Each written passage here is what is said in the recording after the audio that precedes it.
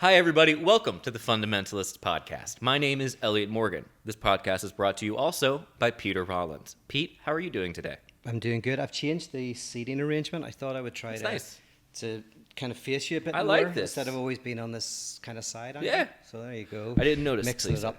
And you have my mic right here. I know. I had it all set up for you. Thank you so much. Yeah, that was a really nice treat. A little Christmas. I forgot your Christmas present. Oh, shit. I forgot completely. I'll give it to you Christmas this present? weekend. Okay, I got you a really, really, really, really, really, really good Christmas present. Is that right? Yeah. Oh, like it. I'm really, really, really excited to give it to you. And holy shit. I mean, did you land the fucking plane? Hey, man. So he got me this. If you're watching the video, it's called Business Secrets of the Pharaohs. I'm going to wrap it and everything. It's going to be great. Okay, so this is a podcast. It's called The Fundamentalists. We are going to be diving into a meme this week. This is partially inspired from a YouTuber I started watching a little bit of. He does a channel called Meme Analysis. He analyzes memes. I thought that's a very fun idea. You're analyzing the silliest, simplest, stupidest images. You're expounding on them. You're amplifying them. All very fun. But one meme that he talked about that is, I recall this being a very highly popularized meme. It's based on a philosophy problem, right? A thought problem, a thought experiment.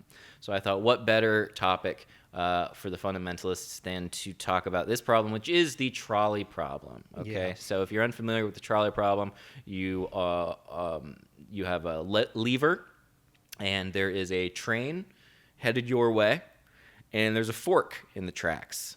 And if you allow the trolley to continue on its path, it will run over 5 innocent people who are tied to the tracks. However, if you pull the lever, if you take action, it will switch tracks, and you will only kill one person. What do you do? One is passive and one is active. Yes, one is active. you're not doing anything. Yep. You're not involved. You're just watching. You didn't set this up. You could just be a passerby. Yep. You're seeing this thing going, so you're passive, and in the second you're active. You're actively killing somebody, basically. You're either passively watching 5 people die, or you're actively killing one person. Right. Yep. So what do you do, and why is this such an interesting question, and why is it something that has been turned into many funny memes across the internet, which speaks to, I think, just the overall, vibe of, like, people having a sense of humor on the internet. And it is funny, but I was saying to you earlier that, in philosophy, they use the trolley problem, kind of first year ethics, just to get the conversation going. Somebody you'll throw in, and there's different versions of it. There's the fat man, and there's the transplant. Yeah, fat man over a bridge. Kind of I saw one where he's about to push a man off of a bridge as the train. Oh yeah. Oh yes, that's the fat man one, which is kind of like, so it's we'll get into that in a second, because it's a really interesting one. There's a billion versions. But what they're used for is, get people to think about, what should I do? Am I responsible for what I don't do? Before we dive in too much to the actual philosophy of it, without spoiling your thoughts behind the answer, what would you do? Let's imagine it in real life. I was going to do this to you, so you got there first with me. Oh, really? Okay, yeah. Because I was going to ask you 3 different versions, but you asked me this one first, right? Because I can give you the answer. Okay. I would be too worried that if I tried to pull the lever, I wouldn't have enough upper body strength to do it. And even you haven't been working out recently. I haven't been working out recently. So you'll be responsible, and still I'll be 5 people will embarrassed. die. Yeah, the last thing the people will see is me going, and I don't want that for them. So it's best just to let them die. Just to let them die. I'm killing all 5 people, and I don't know how to work a train lever. Is your ethics like to take a picture for social media? Is it to video the proceedings? No. I definitely, though, will get on social media afterward to try to earn sympathy from people about what I've been through and the trauma I've experienced, and I'll be wiping blood off my face as I do it from all the corpses. But so you're trying to get out of it now. Come on, right? Listen, what are you going to do? You're going to actively kill one or passively kill 5? What would I do? I am trying to get out of it, because my first thought process is I just had a thought. What is it? I think it's a Bo Burnham. It's a Bo Burnham song. I saw a guy get hit by a train. He didn't see it in the pouring rain. He didn't hear me shout, "Hey, look out for that train." Because I didn't say anything.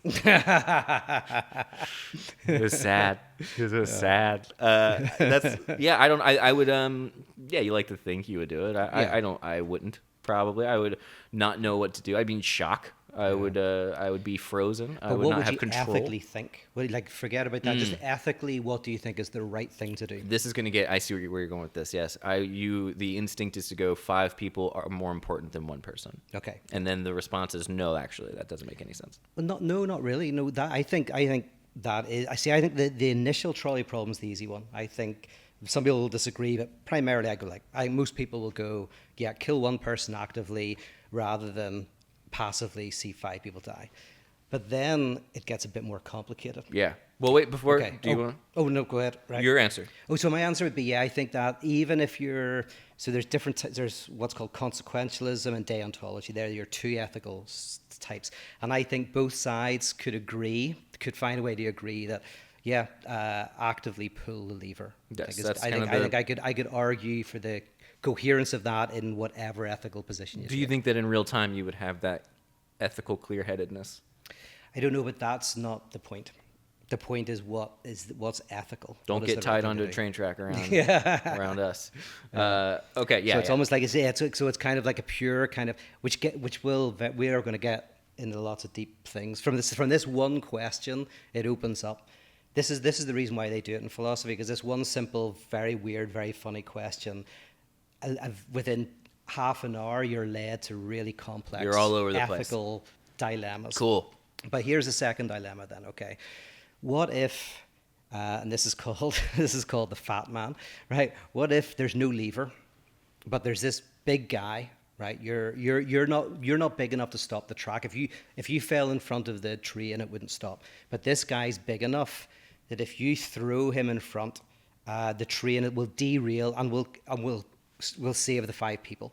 So and the other one. Yes. So pretty much, it'll completely derail the train. You throw this fat guy onto the tracks, he's going to die, but you'll save, 5 people or 6 people, whatever you want. Do you do that? No. No. And so technically, it sounds exactly the same, right? So in one, you're pulling a lever, you kill 1 person, right. You save 5. This is you throw someone on the tracks, you kill 1 person, you save 5. The lever removes you just a degree enough that you're taking action isn't as terrible. Is that what you say? So you can having the lever, like how we can have our cell phones, and it removes us from the horrors of Apple and all the things they have. We can take part in that kind of badness because it's so far removed. The sacrifice of what it takes for us to get all of our goodies and all of our consumerism is far away from us. So the lever separates us. But to take someone and actually push them into it is too close, I think. Okay, but then taking out what you would or wouldn't do, what's the ethical thing to do? Not what you would do, what if you were... See, now you're reminding me that there are ethics beyond just what I would do. Yeah, this is the interesting thing about this conversation. Keeps coming back to... I'm realizing I only ever think about what I would do. Yeah, we haven't even got you to the ethics yet. Nah, yeah. It's remarkable. It's like something in me has no interest. I don't care. Just thinking about how I'll feel. I feel weird. Yeah. I don't know if the liver is going to... I know that if I don't pull the lever, I'm going to have a bad day for killing those 5 people. But I know if I do pull the lever, I'm always going to feel like I had to kill somebody. And that's going to be a bump. Yeah, so it is. But okay, getting back to the ethics of it. So pure ethics, what should a person do? There is a cool hawk flying outside right there, hovering in the wind, flying in the wind. Wow, yes, because I'm high up, sometimes they float. Yeah, it's almost stay still. Really neat. This happened last time I was doing the Valleycast by myself. A hawk flew in the middle of it. So, oh, nice. We're going to see a train go by soon and kill people. What was your question? Oh, yeah. So what ethically should one do? Not about how ethically, you should do what you need to do. You got to throw the guy in, right? Is that the answer? There's no answer as well. Where do I get to throw somebody in front of a train? Okay, yeah. You just want to do that, even if no one dies. I just want to throw exactly. Somebody in front. Yeah. Okay. Yeah. Well, I'm going to give you one more. Please. I'm having a great time. Is that right? Okay. Yeah. In this one, I can't believe how bad I'm doing at it. yeah, I'm not going to tell you your results, but it's pretty piss But poor. you're really not a good person. I think I could diagnose you as a narcissist, maybe with psychopathic tendencies. In this one, an innocent person has been accused of a crime, and the judge has the choice to execute this person.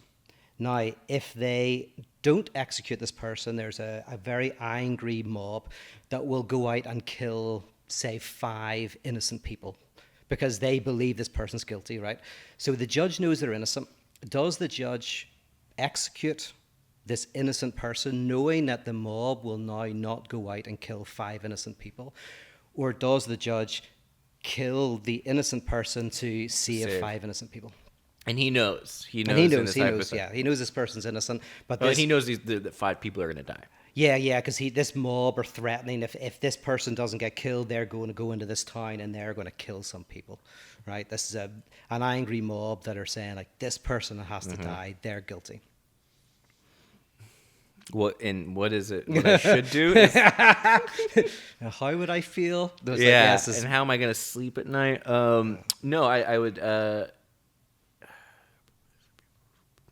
see what you're doing. It is fun. It's just a really fun little trip down terrible situation lane. But ethically, you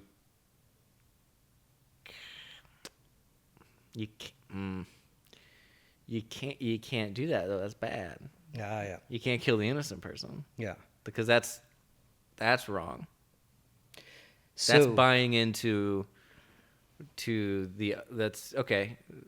Other people have a fantasy that this person needs to die, and they believe it so much. So it's a question of you're either going to remain in the real world where this person is innocent, or you're going to enter into their fantasy in order to have a more palatable outcome. So I don't know. Yeah, I would say you do, but you can't do that. You can't let an innocent person. This is America. We don't do that. Yeah. But what would you do? I don't know. Yeah. What would you do? Well, so what you have the answers. Yeah, I have the answers. Yeah, no, I wouldn't. But here's the interesting thing. You wouldn't execute the innocent person. No. Yeah. Okay. Yeah. But the three. So on the surface, they're very similar, right? In the surface, all of them are about you passively saving 5 people by actively killing 1.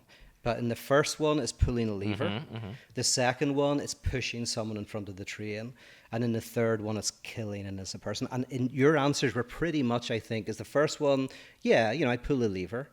The second one, I'm not sure. And the third one, definitely not.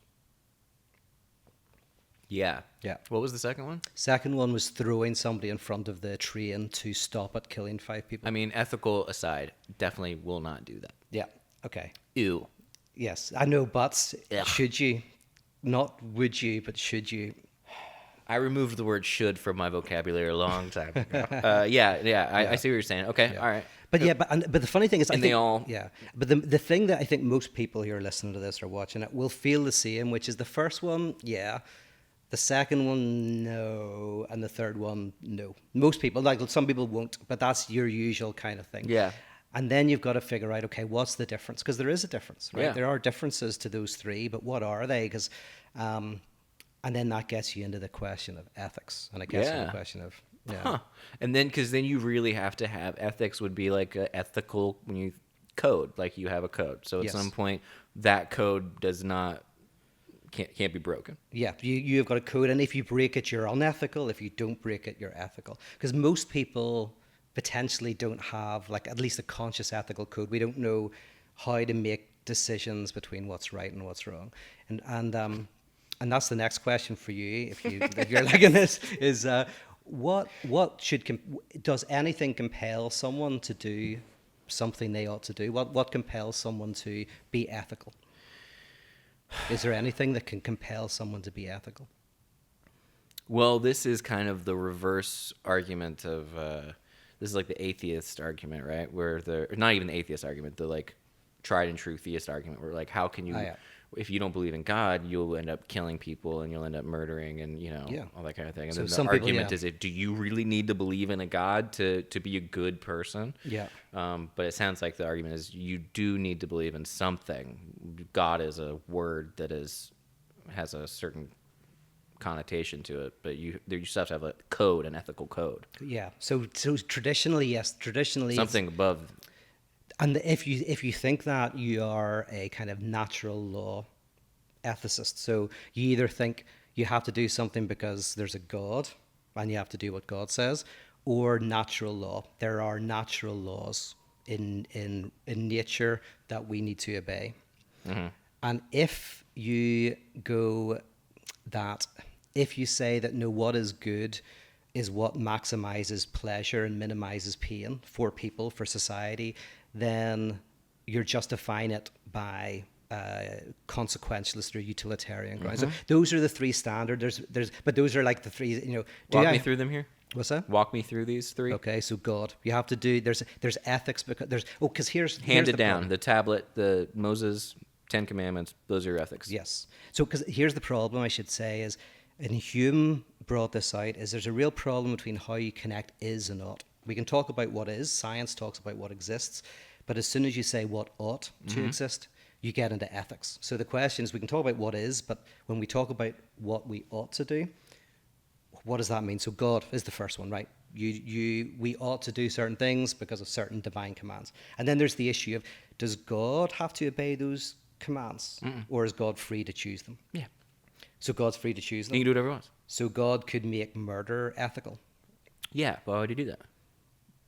Well, because if ethics is just what God decides, maybe God's utilitarian. yeah. Uh-oh. I found my way out. Yeah. I'm sure I've painted myself into a corner. But God, so God. God. And you're saying God doesn't obey moral laws. God creates moral laws. Doesn't matter. That's an aside. Yes. Yeah. Second, natural law, which is just that there are certain, just like there are physical laws, there are natural laws. And like a natural law would be survival, for example, that biological creatures want to survive. And so ethics is based on we find these natural laws and we obey these natural laws. And in nature, you don't take more than you need, so you can have that and you can throw that. That'd be like a natural of.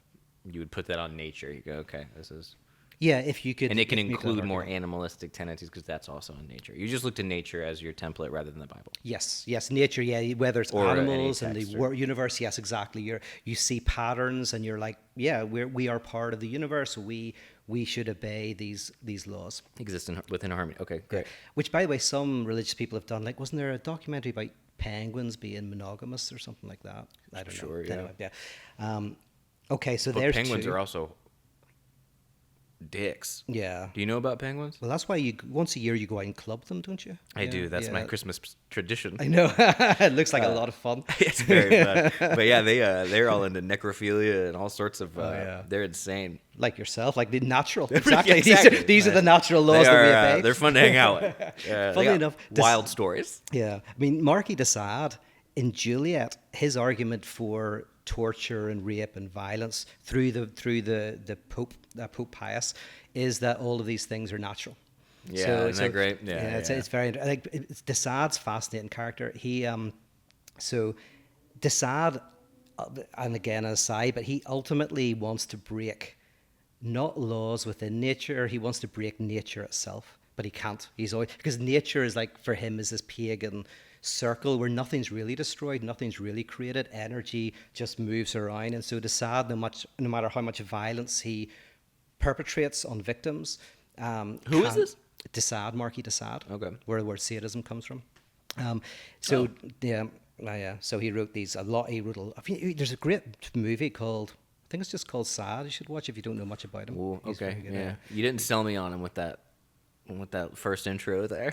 Yeah. Sounds like a guy who needs to calm down. Yeah. He was a fascinating guy. He wrote Juliet and Justine are his two major works. But in Juliet, he's he kind of, it's a weird reverse natural law. So it's a natural law of violence and destruction.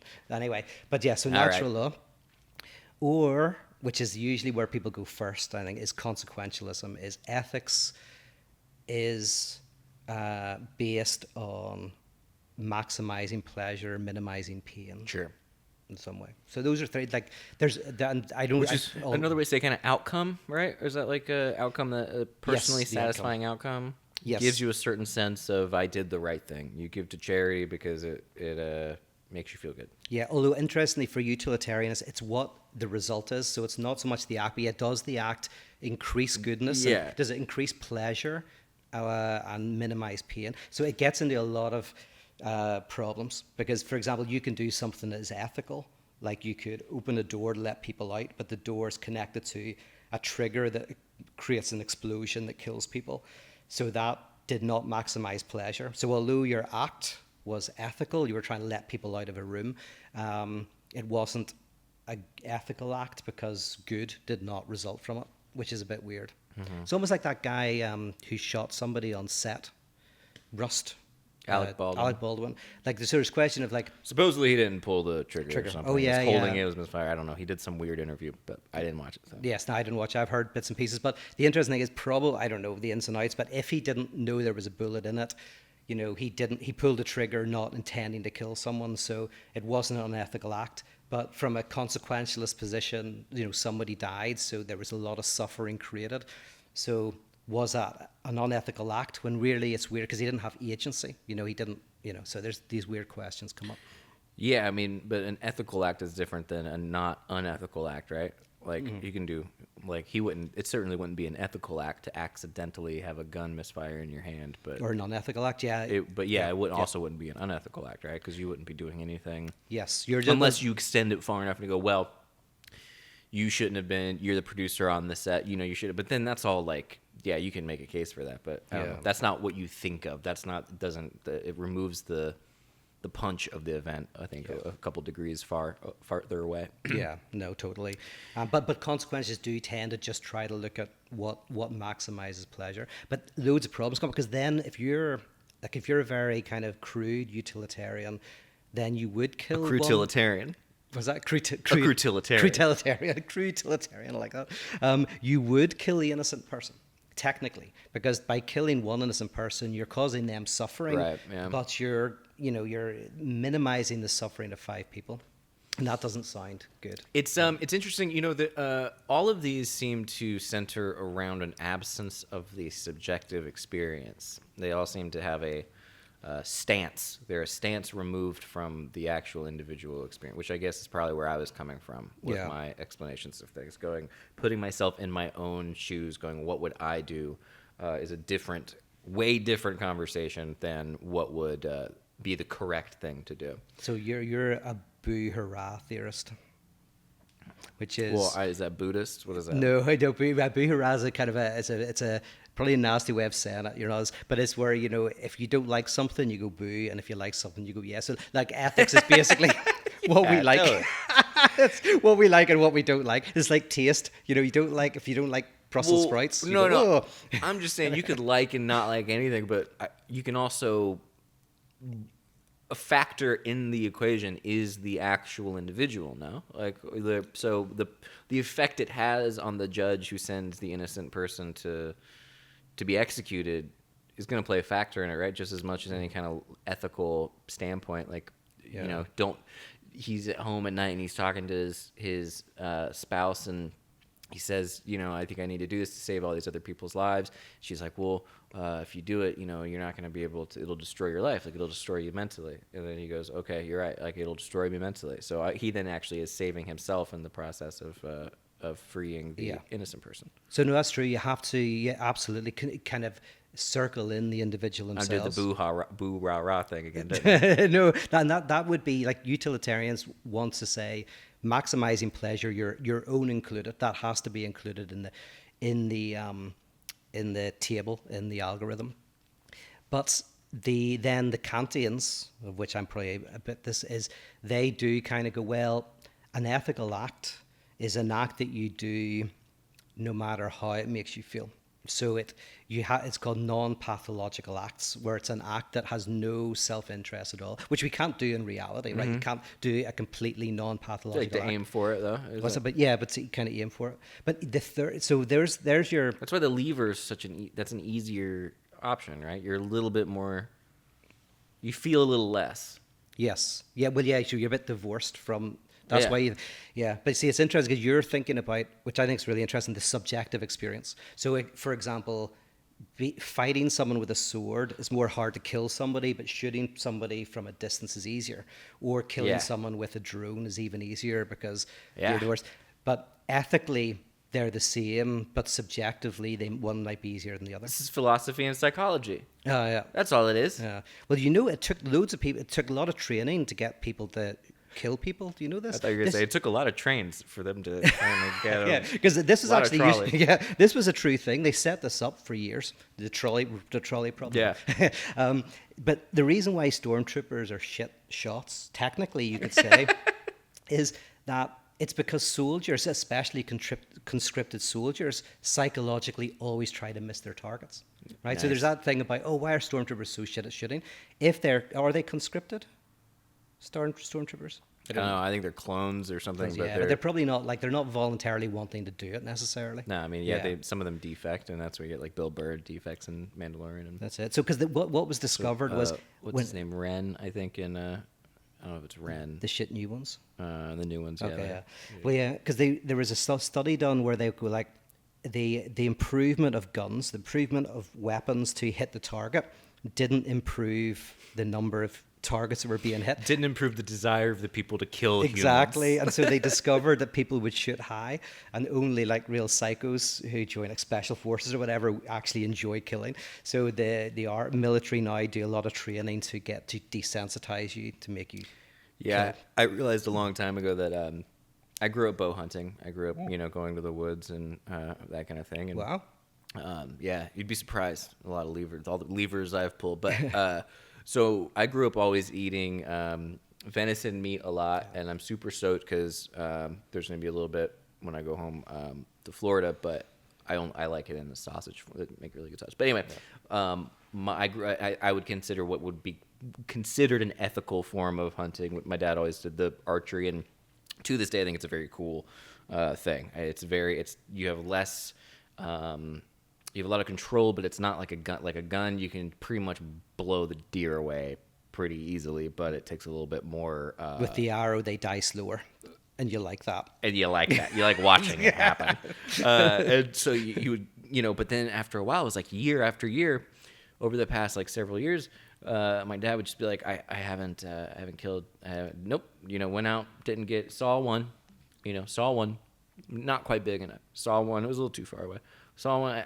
I got there was just too, it was cold and I didn't feel it, and then it ran away and I made too much noise and my heart, and finally he's got one recently, but it got to a point where I was like, I don't think he wants to kill these deer. Yeah, he likes the deer. He's got a soft spot for and the they're deer. Beautiful animals, and I understand both sides of it, and I love it when there's meat to eat, and I think it's a cool way to eat meat. Yeah, but it is. It's a very fun, that's funny. That's funny, because I've never thought about that for a hunter, but probably, if you start to get overconnect, I have a teddy bear of a dad, so he's just he's such a nice guy. I'll let him go. Your dad's great. I've only met him once, I think. But, really? Well, you can come home for Christmas. Oh, okay. Come back to Florida? Yeah. Yeah. That'd be wild. I'll just take no for an answer. That's a lever you don't want to pull, Pete. Yes. I just quietly move on. Yeah. So before, there's another way out of this, but before I do, any of those appeal to you in particular? I don't, there is a fourth one about where ethics come from, but I don't, to be honest with you, since remembering what the trolley problem is, I don't entirely think I've thought about quote unquote ethics for maybe my whole life. It is an interesting subject. I don't know that has any bearing on my data, except I would assume it would be a mixture of this sort of what's best for the majority, live for the herd, live for the tribe, love that, combined with a certain ethical code that I guess I would kind of have, and taking things, all of it lightly and not freaking out about it, I guess would be my ethical. Yeah. Did any of that make sense though? Yeah. I mean, I think a lot of like most. Did that of make us, me sound like an absolute psychopath? No, because I think most of us in our daily lives, we make ethical choices in very kind of minimally ethical ways. Like we just choose what is easiest, what works best, what will minimize pain and maximize pleasure. And then very occasionally, something will happen and we'll self-sacrifice in some incredibly strong way. And, so, yeah. Like, I got a problem right now with K-Cups. What are K-Cups? Keurig, it's the pods, and you put them in the thing. Coffee? Coffee. Oh, yeah. And Grace and I have talked about this multiple times about just like, let's not do that. Like, that's an excessive amount of trash. Like, that's too much. And I go through like little spurts of not doing it. And I'm not naming names, but sometimes K-Cups appear in the house. And I do use them when they're there because it's very convenient and very quick. But it's that kind of thing where I'm like, I shouldn't do those. Those are really gratuitously bad and for the environment, and so I go whatever, but I still use them. Yeah. And yeah, well, that's a good example. Yeah. Where's that laying me? Yeah. What is it when you know the thing is wrong ethically, but you can't say why, and then you do it anyway?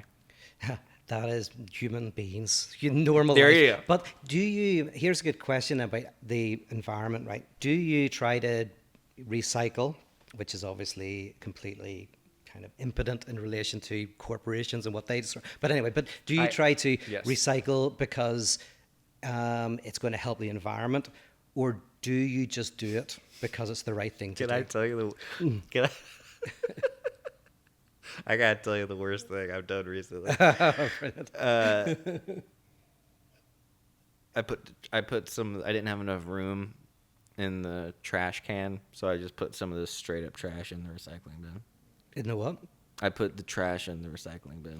I didn't have room in the trash can, so I just put it. I know it goes to the same place. It goes to the same place. I don't believe for a second. Yeah, like there's two different chutes in this building, and I'm pretty sure they just go back down into the same thing. You can go down there and check. Yeah. They probably go into but I felt so bad. It is like, the button is the closed door button on the elevators. You think you're doing something. It makes you feel. Yeah, you're just looking like an asshole to the person trying to get on the, but I felt bad. Yeah, I was like, nah. All right, and then I forgot immediately. But you know they do that on all the traffic lights. You know the button on traffic lights doesn't do anything.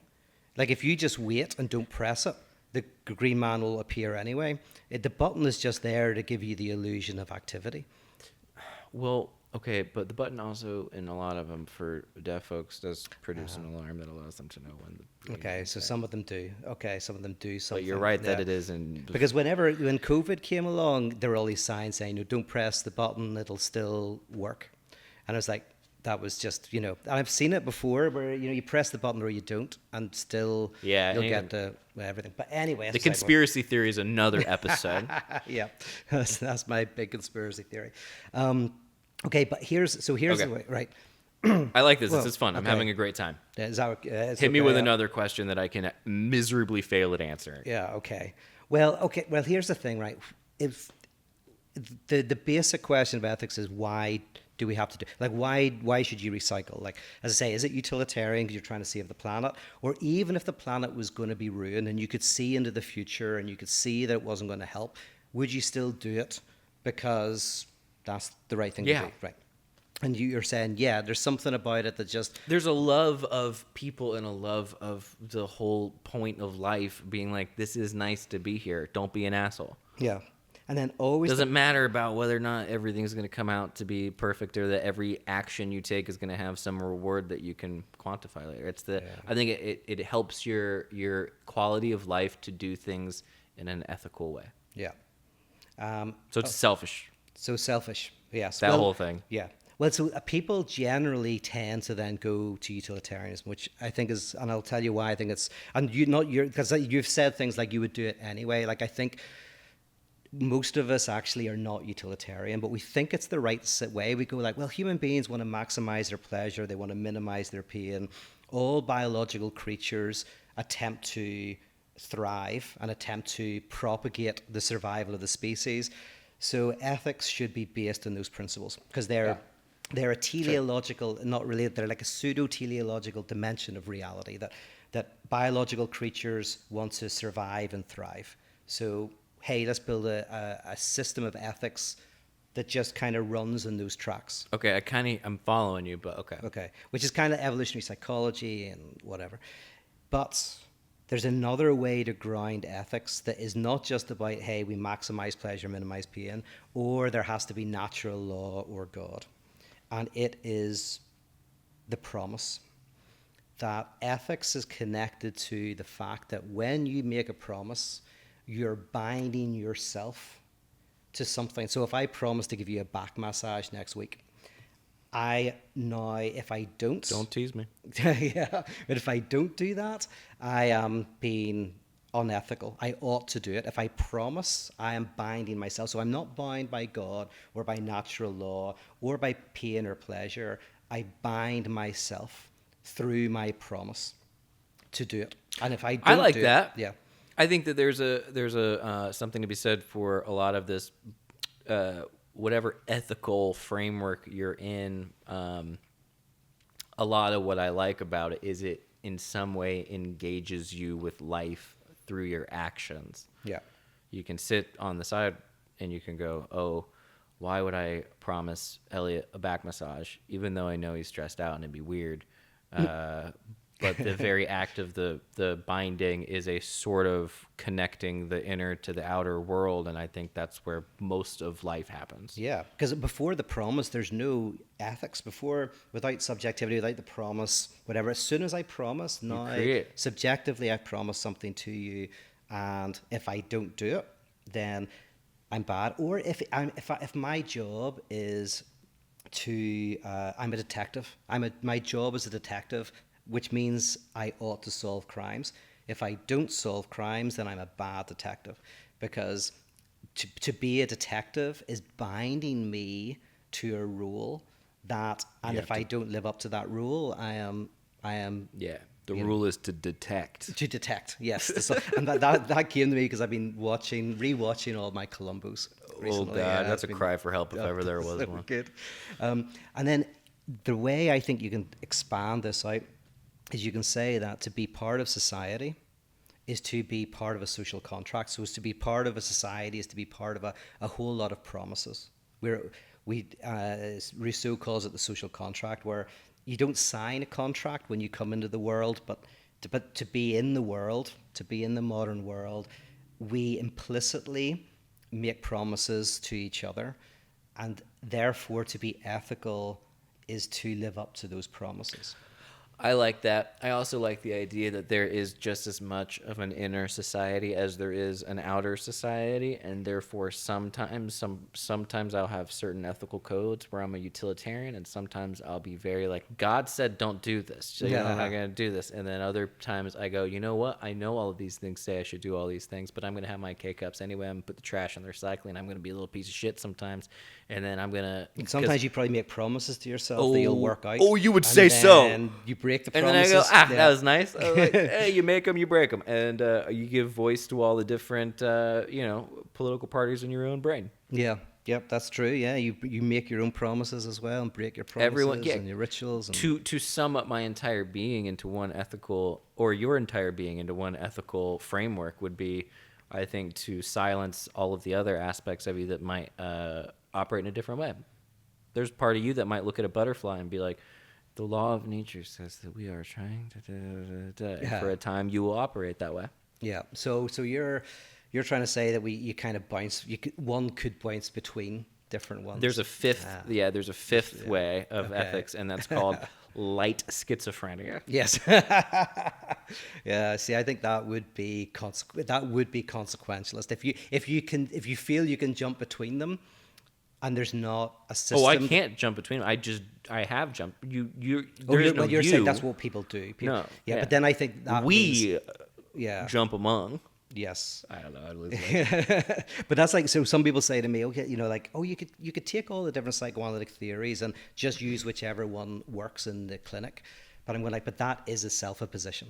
that is a position, and a particularly weak one. I know. I was reading this essay about the argument about certain forms of therapy, or maybe it was dream interpretation, and the argument that it's all about the click for the patient. When the patient clicks, when they go, that makes sense, that's the correct interpretation. And this whole article is like, no, absolutely not. Like that, you could have, there's things that click for people all the time, and that aren't good for anybody, and they're not good for them, and they're not true, and they're not even remotely close to it. But you're relying on some kind of catharsis to go, oh, okay, this makes sense. And so it's a very interesting. It was called something against the click. It was like, we have to talk about that damned click. Absolutely, because certain people, especially in psychotic structures, they mentioned psychotics. The psychotics, because they didn't say psychotic structure, but they said psychotics. Well, they love, like, so people I know who,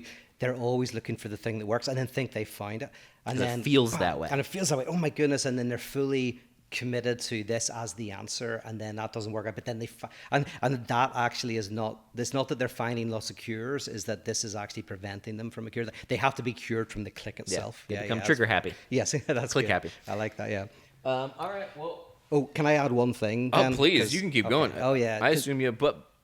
Yeah, only because I want to kind of like end with what I think is the right position, which is that makes sense. You could do that. So we're getting kind of closer to it. So the one I just outlined is called contractual deontology, where you basically go, we're in a social contract. Whenever you enter the world, we're bound by certain rules and responsibilities to participate in society. If you don't want to participate in society, you go off, live in the mountains. You're having a great couple of years. Yeah, but if you're in this, we're kind of like, for better, for worse, we're conflict. Yeah, okay. And that's what the legal system is there to do, to kind of whatever. So that's contractual deontology.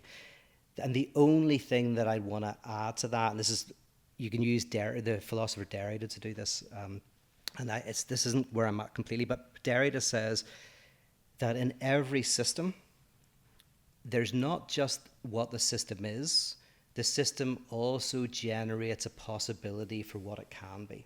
So every society has certain economic and political systems, but those systems also never fully work, and they create a possibility of a promise for something better. Fantasy, yeah. Yeah, so, and he calls this the undeconstructible. The undeconstructible is this dimension of promise. So whenever you talk about democracy, democracy is never fully here. There's always a better democracy. There's always a promise of something better. And so I think to be ethical is to commit yourself contractually to the society you're in and to the promise that is not being fulfilled within that society. But the way I would say it, which makes me not interesting. I see. Okay, I like that a lot. That's nice. Yeah. And so what Lacan would say and what Zizek would say is slightly different again. But they would say, that every society generates an antagonism, and so to be faithful to the society is also to be faithful to bringing that antagonism to the surface, which then leads to transformation of society. So to be ethical is not to be in the world, which is to be fully committed to all of the rules of your society, but it's not to be completely out of the world and to be in some sort of completely separate fantasy, setting up your own community. It's to be in the world but not of it, to be productively maladapted to your world, to be committed to the society and to what the society's potential is that hasn't been realized. For me, that is what an ethical subject is. That's very nice. Yeah. I just thought we were talking about a funny meme. I would have come more prepared. I have thoughts. I know they're there, but I don't have the details and the well-formulated thing that you see, this is brought to the table. You went right into my wheelhouse. I mean, my primary education is philosophy. Yeah. So as soon as you said I want to do the trolley problem, you were thinking memes, and I was thinking, oh, this brings me back to my ethics. I watched some fun videos, thought about the trolley problem a little bit. I was like, it's funny, this taken off on a cultural, socio-political level. I wonder what's going on in people's minds that this has suddenly become hyper-popularized. And you were like, this breaks apart all forms of ethics. which I believe would be a form of there's some kind of return of the repressed going on. There's on a cultural level, there's some kind of thing going on where people are like, for example, have you heard about these biblically accurate angel memes that are going on? No. There's some weird stuff going on in this culture where there's, biblically accurate memes is this whole meme genre. So they take the descriptions of like angels in the Bible, yes, which are and then they create wheels within wheels with eyeballs in the wheels, plasmic things, and it's like it'll be all these memes like "Fear not," says the Bible, "I am an angel," and then it goes "the angel," and it's this like horrid thing that has no like head or tail, and it's got like a ball of smoke. It's crazy. So anyway, you think they're aliens, don't you? That's the description of aliens? No. I think aliens are biblically accurate angels. Come on. You got it backwards. Here, by the way, do you know that there's a real life version of the trolley problem currently having to be figured out in terms of self-driving cars? Do you know about this? Oh, that's great. I hadn't thought about that. Yeah, because it's a real dilemma. I mean, I don't know. So the dilemma is, there's going to be occasions when dilemma. It's the trolley problem. It's the trolley problem. Like, there's going to be occasions where there's going to be an accident. The computer is going to be able to know there's going to be an accident. Does it kill you, the driver, or does it kill the person on the street? So where the car basically goes, we're about to hit somebody. Yeah. Do I throw the driver off the bridge and kill the driver, or do I kill the kid, or 2 kids, or 3 kids, or the driver? Yeah, this goes it's kind of connected to the conversation about whether or not AI is going to take over everybody, because it really if they're not like split objects, if they're not like if they don't have contradiction within themselves to be able to. Yeah. Yes, absolutely. I've been reading. See, I just didn't come with my homework today, but it's an. Oh, and have you heard the other thing that the electric cars, supposedly you can. If you want to just completely, like, jack them, you can just not jack them, but make them unable to work. You just take a piece of chalk, and you just draw a circle around them. No. And they think it's the road, so you can't do it. And I'm like, imagine if we just immediately switched over to electric cars. I can't guarantee I wouldn't go out with some chalk, and you go into a parking lot, and you just go... Chalk all around. You just cause utter chaos. I would never do that, but someone would. And yeah. Well. Anyway, folks, thank you so much. This has been a fun conversation that went in a way more philosophical direction than I was expecting, but I hope you had a great time. Did you expect it or want it? I liked it. No, it was a pleasantly surprised podcast, but thank you so much. If you're interested in supporting this podcast, you can go to patreon.com/thefundamentalists. You can also go check out Pete at Instagram.com/Peter Rollins, where he's always updating what he's doing. He does all these fun live seminars you can check out. You can also follow me at Instagram.com/Elliott Morgan. And that's it. Thank you. Don't run over people.